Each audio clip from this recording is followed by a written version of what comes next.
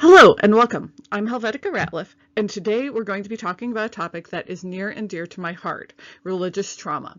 Having grown up and lived in the Bible Belt, I have seen firsthand the effects of religious trauma on many loved ones and other community members. It is a very real issue, and it's really only been seeing much attention in the last 15 to 20 years, even though it's been present as long as religion has been.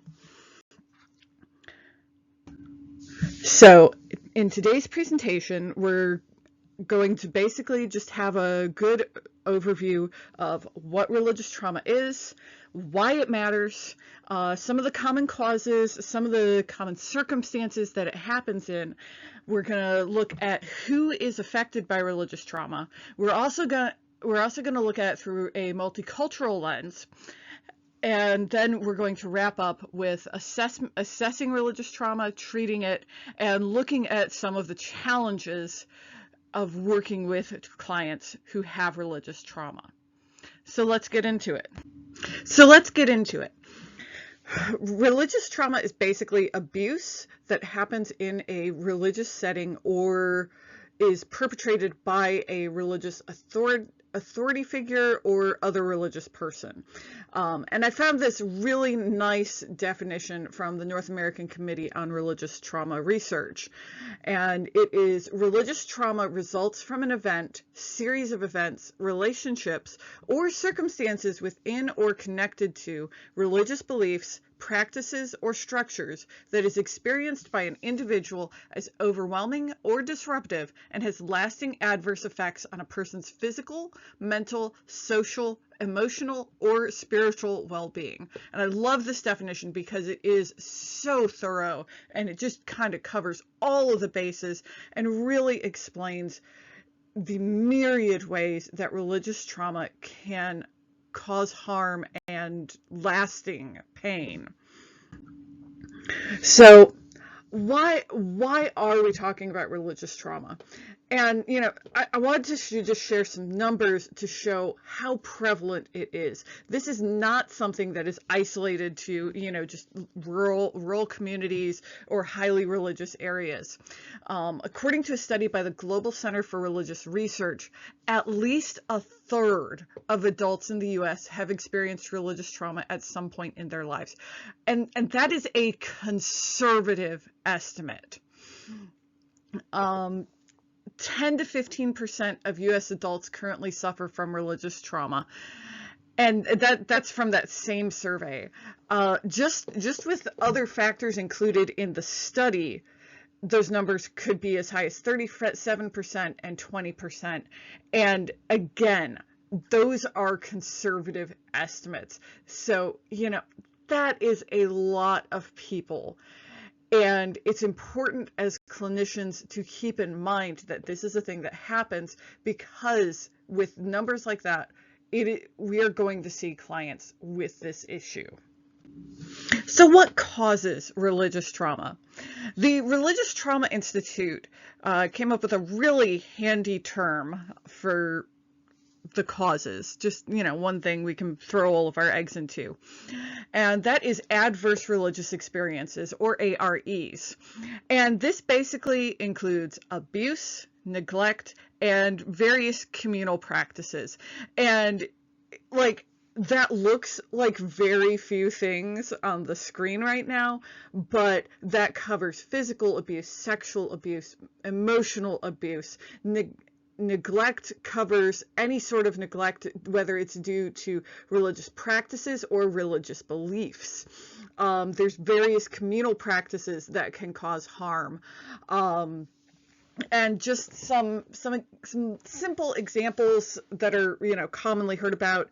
Abuse, we have the sex scandals within the Catholic Church. That is just a perfect example of an adverse religious experience. Communal practices may include things like exorcisms in some of your more fundamentalist churches, or that kind of thing. Ideas like children should be seen and not heard, or spare the rod and spoil the child. Just things where the entire culture comes together to cause harm, and usually not even intentionally. But we'll get into some of that a little bit more later. And so here we have a more formal definition of what an adverse religious experience is. And it is any experience of a religious belief, practice, or structure that undermines an individual's sense of safety or autonomy and or negatively impacts their physical, social, emotional, relational, or psychological well-being. And again, that is just a nice, all-inclusive definition of what an adverse religious experience is. So where do these AREs happen? They're most likely to happen in a place of worship. They can happen at home, and they can happen in a private educational setting, such as a religious school or even homeschooling. There are some curriculums that are used in homeschooling or private schools that you cannot come out of without religious trauma. For example, one such program would be accelerated Christian education. I happen to have had the dubious honor of looking at a teaching manual for that particular curriculum, and it is all about teaching children to obey and to not trust their own instincts and to just do whatever they are told, which sounds great until you consider some of the implications of that. AREs are most likely to occur in a high-control religious environment where members have little control over daily living circumstances. And these environments can be present in, well, I mean, cults are the first thing that come to mind, you know, stuff like the Fundamentalist Church of the Latter-day Saints, the FLDS, I think it is, or, you know, stuff like the New Branch Davidians or that sort of thing. But it can also happen in established religions, and not just the Catholic Church. It can happen in Protestant churches. It can happen in all religions. So not just the Christians. It can also happen, you know, there are fundamentalist Muslim groups, fundamentalist Jewish groups. It can happen in pagan groups even. So there are no exceptions to the locations and settings that adverse religious experiences can happen in, including new religious movements. Religious schools, again, are probably one of the more damaging ones, especially boarding schools. And we can go down a full rabbit hole on this, but I'm not going to because, you know, trying to keep on topic. But just a really good example of some of the religious boarding school issues would be the troubled teen industry, where teens who are problematic get sent off to these religious boarding schools and get abused in the name of Jesus. So, who experiences religious trauma? We've already mentioned that teens and kids can experience it in schools, but religious trauma can happen to anyone. It doesn't matter how old you are. It doesn't matter what your religion is. It happens in every single religion that exists. It doesn't matter what your gender is. It doesn't matter what your sexuality is, and it doesn't matter what your race or ethnicity is. Anyone can experience religious trauma. That said, there are a few groups that are a little bit more vulnerable, and a lot of that is just due to commonly held religious beliefs. Children are more vulnerable for obvious reasons because they're completely dependent on the adults in their life to take care of them, and they don't really have any freedoms to begin with. LGBTQIA individuals are more vulnerable because many religions have prescriptions against homosexuality. You know, if it's in your religious beliefs that being gay is not okay, that is going to have a pretty negative effect on LGBT people. And women are also more vulnerable to religious trauma because, again, a lot of the religious beliefs will set things up so that the man is in charge, and they basically tend to be kind of misogynistic. You know, women are barely a step above kids in some of these groups. Looking at things through a more multicultural lens, I would like to take a little more time to look at the LGBTQIA population and how it affects them. They are disproportionately affected by religious trauma because of those homophobic and transphobic beliefs and policies. And one of the ways that religious groups will try to, well, I don't want to say make things harder on this group, but it makes it harder on this group, is conversion practices. Most of us have probably heard of conversion therapy at this point. And some of these groups they will still perform it to fix these individuals, even though there's nothing wrong with them. And even though those practices are extremely well documented to be ineffective and cause further trauma and harm. And then one other thing that affects this group is the discrepancy between their sexual orientation and gender identity rather, and their religious beliefs may cause moral injury in addition to religious trauma, because their morality is coming from their religious beliefs, which say it's not okay to be gay, it's not okay to be trans, it's not okay to be bi, but they are. And that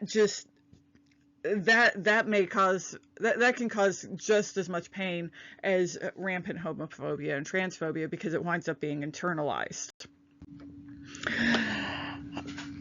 Moving along, a lot of the data that we have is it's really white, you know. So looking at things more multiculturally and trying to look at how race and ethnicity affects religious trauma, there just isn't a whole lot of data.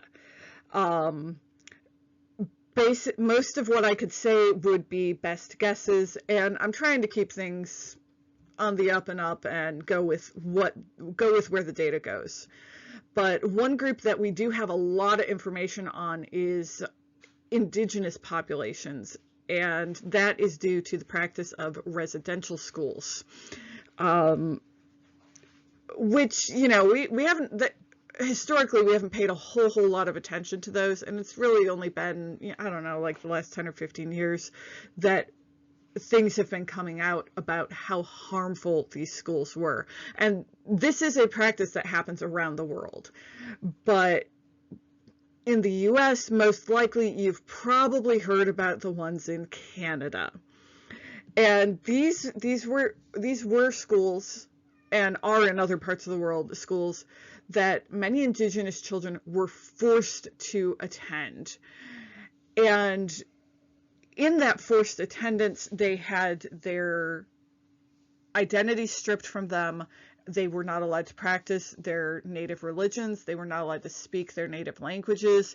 And then they were, you know, beaten and whatnot when they disobeyed. So, I mean, there were so many factors that went into that. And again, this is a rabbit hole.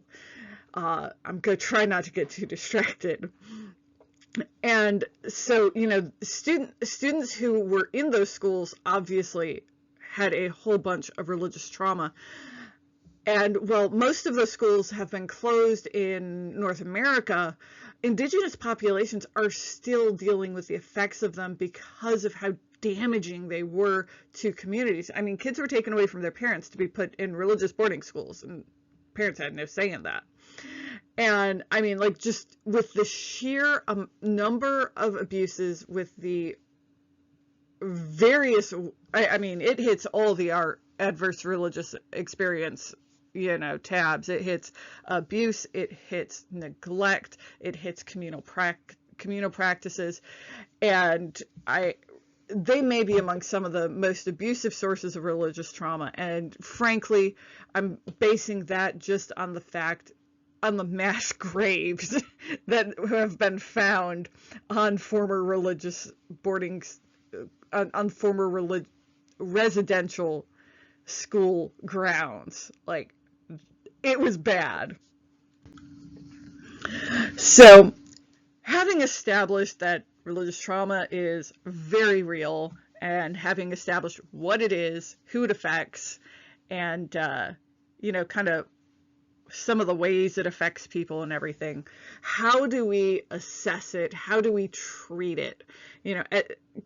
As clinicians, this is going to be the most important thing, really, because we want to help people. That's why we got into this field. And again, some of the work on religious trauma is still pretty recent, but there is a spiritual harm and abuse scale that can be used to assess religious trauma. And it is going to measure across 6 different factors. And those factors are specifically maintaining the system, internal distress, embracing violence, controlling leadership, harmful God image, and gender discrimination. And just some examples, like maintaining the system is basically like that whole belief system. Everything in it is designed to keep people in it, no matter what. And if you've ever argued with someone who is very evangelical, you will find that logic doesn't work, and that is because they have been trapped into these loops, for lack of a better way to put it. Internal distress, that generally comes from, I'm going to say it comes from moral injury, because they have all this programming that they've been given that says this is bad and this is bad and this is bad. But inside, they're like, but how do I not do that? But I read Teenage Mutant Ninja Turtles and it was fine. There's nothing satanic about it, but my pastor says it's a thing of Satan. I use that as an example because that is out there. Embracing violence. Some of these groups, you have spare the rod and spoil the child. Child abuse is rampant. You wind up with a lot of spousal abuse because, women need to be put in their place. And obviously she did something to deserve it. And I don't mean that actually, but that is some of the logic that goes on there. Controlling leadership. And this is leadership where they will control everything you do. And, at best, they're controlling your social circle. At worst, they can have control over your living situation and even your finances. Harmful God image. A vengeful God is, maybe not the most helpful God image to have, and it's very common. And then gender discrimination. We've already talked about some of the misogyny that tends to be rampant in religiously abusive groups. So for treatment, religious trauma is trauma, first and foremost. And I want to say that again. Religious trauma is trauma. And, they're still researching treatments specifically for religious trauma, but most treatments for abuse and trauma will be appropriate. A lot of cases of religious trauma result in PTSD or CPTSD, which basically means like you have to use a trauma focused approach. And most of your treatments will be various forms of cognitive behavioral therapy, or things like EMDR, eye movement desensitization and reprocessing. Your treatments for PTSD. And usually that's going to consist of weekly sessions for 8 to 12 weeks. And this is very general. Every client is going to have unique needs that need to be taken into account. Some may get through a couple sessions of EMDR and be fine. Others may need, a couple of years to work through all the stuff that happened. Some of your more specific CBT treatments include cognitive processing therapy or prolonged exposure, and these just kind of focus on helping clients to reframe the negative thoughts that have been programmed into them and gain control over the fear and shame that they've been taught and they've been programmed with. EMDR is extremely helpful in cases of PTSD. It helps clients to fully process their trauma while focusing on an external stimuli. Frequently, this can be a light bar. This can be the clinician's hand. Obviously, there's full training regimens on EMDR, which need to be gone through if this is something that, as a clinician, you're interested in doing. And it's unique in that clients can work through things without having to talk about them. And there are clients that will be extremely helpful for. So if religious trauma is something you're interested in working with, I highly recommend seeking certification in EMDR. It's not appropriate for every single client, but they'll cover that in training. And obviously your goals they're going to vary based on the client need. Generally speaking, you're going to be looking for symptom reduction. They may have to learn new life skills. They may have to learn how to develop healthy relationships with other people, and they're going to have to find a healthy balance between religion and everyday life, because they have not been taught that. They have not had that experience. It is all religion or it is nothing. Treating religious trauma is going to have some unique challenges because I hate to say it, there is a lot of what basically is brainwashing done in religiously abusive environments. And I know that sounds kind of extreme to say, oh, brainwashing, but it's accurate. And so one of the first challenges that you may experience is resistance to recognizing that religious trauma exists or that it even happened. It is highly normalized in some religious environments. Physical, sexual, and emotional abuse may be accepted as normal. And personally, I find that horrific. Oh, it's normal for my husband to beat me. No, it is not. But when that is what everyone in your life says, there's going to be resistance to recognizing that, hey, no, that's not okay. And especially in some environments where suffering may be considered a virtue. So not only will they think that abuse is normal, they will think that it's good. Yeah. As a result, abusers may be protected by religious leadership, and they may even be praised by religious leadership for, oh, you're doing the right thing, man. Victim blaming is extremely common. Victims may be told, oh, you just need to pray more, or that the abuse is the result of sinful behavior on their part. And the sinful behavior could be something as simple as wearing a skirt that falls above the knee. Again, it's a rabbit hole and it's terrifying. One of the other challenges that you will see is spiritual conflict. Religious trauma may or may not result in a loss of religious faith. And I want to touch on that second part of it, because not everyone who goes through religious trauma will lose their faith. And that is not something we tend to think about, because the majority of people who go through religious trauma do lose their faith as a result of all of the abuse and everything, because why would a merciful God allow that to happen? You'll find a lot of religious trauma amongst atheists and pagans and other groups who have left more established religions. Another important thing is clients who do lose their faith, who do decide to leave their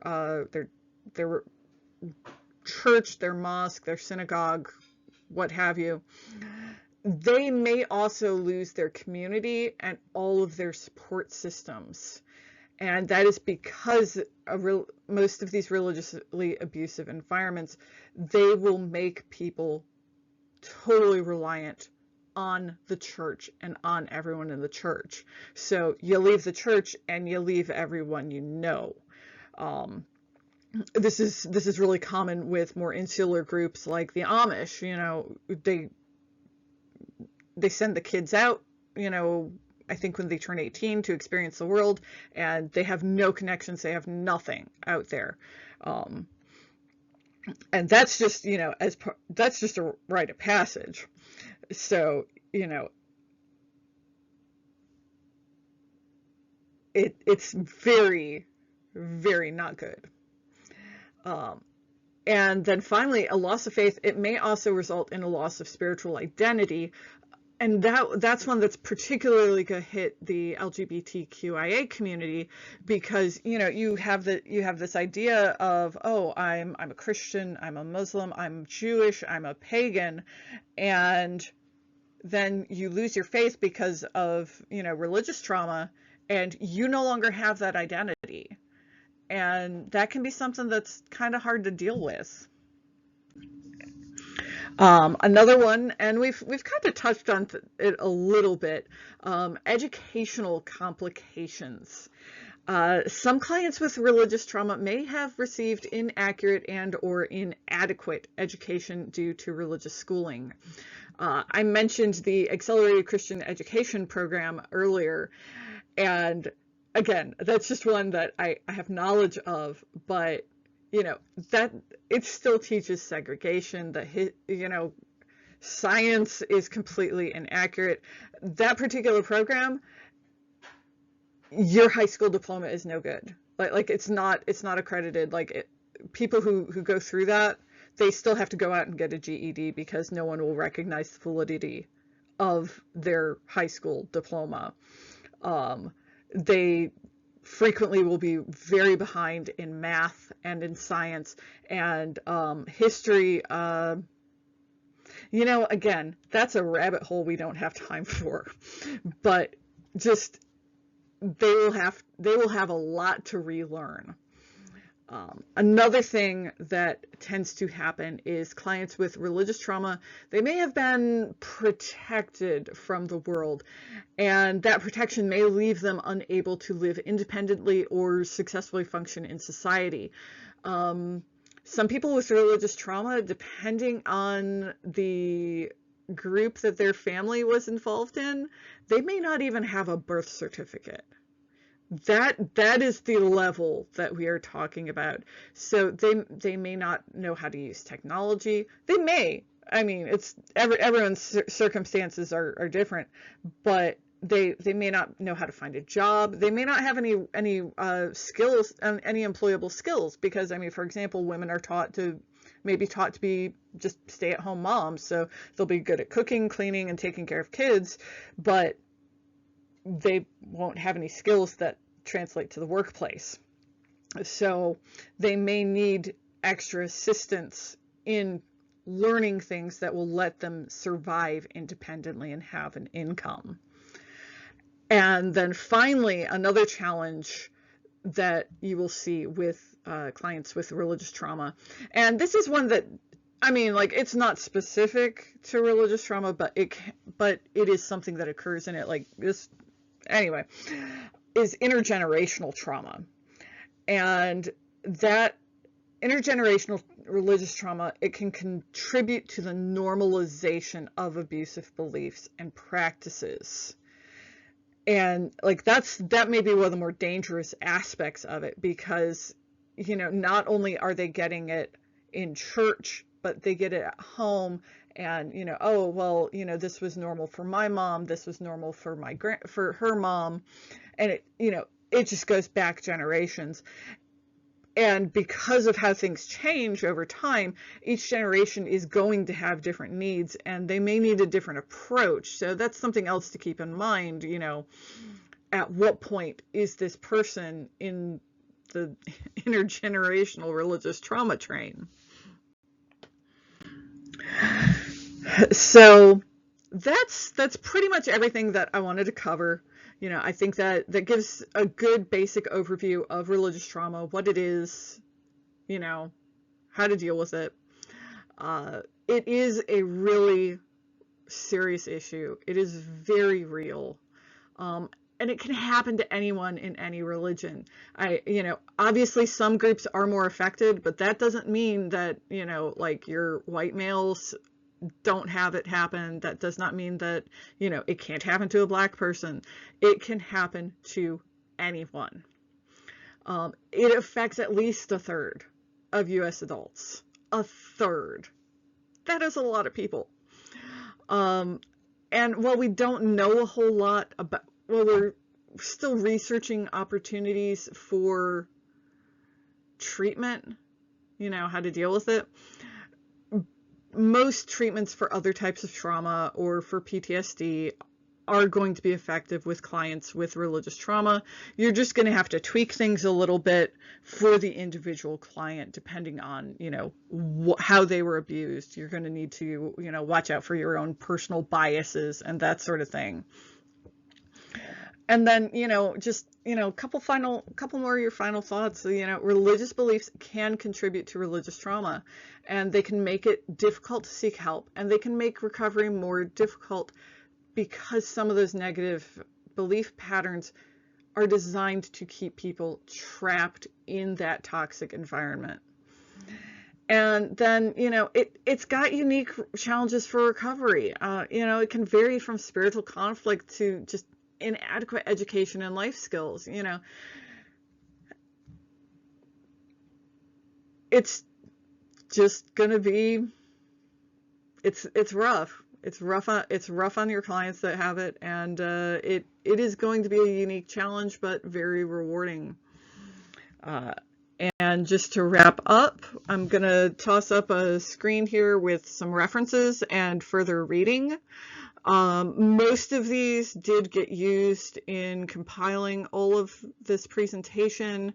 I think honestly, I think the only one I did not use directly was the ex-evangelicals, which I do recommend reading if this is a topic that you're interested in, because it gives a survivor's point of view. There's also, like, there are tons of videos out there, documentaries about various cults and whatnot that, you know, can give you a more substantial idea of the kind of things that happen. Again, it is a rabbit hole. That said, hope you learned something. Hope you've got something out of this you can apply to your future practice. And thanks for listening.